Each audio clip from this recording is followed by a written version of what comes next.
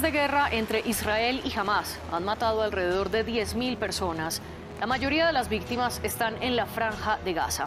Para entender la intensidad de este conflicto, la ONU habla de cerca de 9.900 civiles muertos en Ucrania en casi 2 años desde la invasión rusa. Es decir, un número similar al de los territorios de Medio Oriente, pero en mucho más tiempo. En medio de todo esto, los líderes del mundo han discutido en Naciones Unidas qué hacer para frenar la guerra. Esto se debe a que la ONU trabaja en 5 áreas y la primera es mantener la paz y la seguridad en el mundo luego de la devastación que hubo en la Segunda Guerra Mundial. Las otras son proteger los derechos humanos, distribuir ayuda humanitaria, apoyar el desarrollo sostenible y la acción climática y, por último, defender el derecho internacional. Aunque la primera tarea de mantener la paz recae principalmente en el Consejo de Seguridad de la ONU, desde 1950 la Asamblea General votó una resolución en la que se otorga el poder de hacer sesiones especiales de emergencia para los temas en los que el Consejo de Seguridad no logra un consenso. Resuelve que si el Consejo de Seguridad, debido a la falta de unanimidad de los miembros permanentes, no ejerce su responsabilidad primordial de mantener la paz y la seguridad internacionales, la Asamblea General considerará el asunto inmediatamente con miras a hacer recomendaciones apropiadas a los miembros para que adopten medidas colectivas.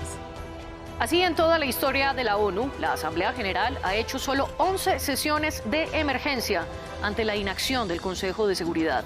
Y la 10ª es precisamente por lo que Naciones Unidas cataloga como acciones ilegales de Israel en los territorios palestinos ocupados. La sesión se abrió por primera vez en 1997 y revivió el pasado 26 de octubre, precisamente por la guerra entre Israel y Hamás. Y fue en ese contexto que la Asamblea General aprobó la única resolución que hay hasta ahora en la ONU, que pide una tregua humanitaria inmediata y sostenida. Bien lo recordó, Naciones Unidas nació después de la Segunda Guerra Mundial y su principal propósito era evitar que la devastación que se vio en la Segunda Guerra Mundial se repitiera. ¿Logra ese papel, sobre todo frente a la guerra que estamos viendo en este momento? Un gusto saludarles a todas y a todos. Pues miren, en realidad sabemos que la ONU es la única organización internacional de vocación universal y que se articula como un foro de gran relevancia para discutir los temas más trascendentales y que le interesan a todos los miembros de la comunidad internacional. En este caso particular, lo que está sucediendo entre Israel y Palestina, que como sabemos data de muchas décadas atrás.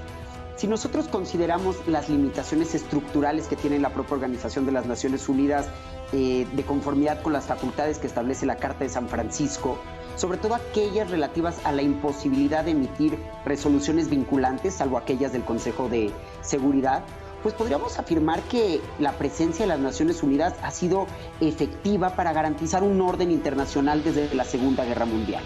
Obviamente hay muchas presiones geopolíticas, muchos intereses de los estados más fuertes que en ciertos momentos de la historia han puesto en duda la efectividad del papel de la Organización de las Naciones Unidas y de su propia continuidad. Es por ello que de hecho recientemente hemos escuchado, incluso desde el año pasado, con el inicio de la guerra de agresión de Rusia contra Ucrania, esta necesidad de reestructurar el sistema internacional, en particular la Organización de las Naciones Unidas, para garantizar una mayor efectividad. Por ejemplo, aumentando el número de miembros permanentes del Consejo de Seguridad, eliminando el derecho a veto, como también ya lo han propuesto diferentes gobiernos, incluyendo el mexicano, pero pues es algo que al menos en el corto plazo no se va a realizar y no va a resolver el conflicto que nos atañe en este momento.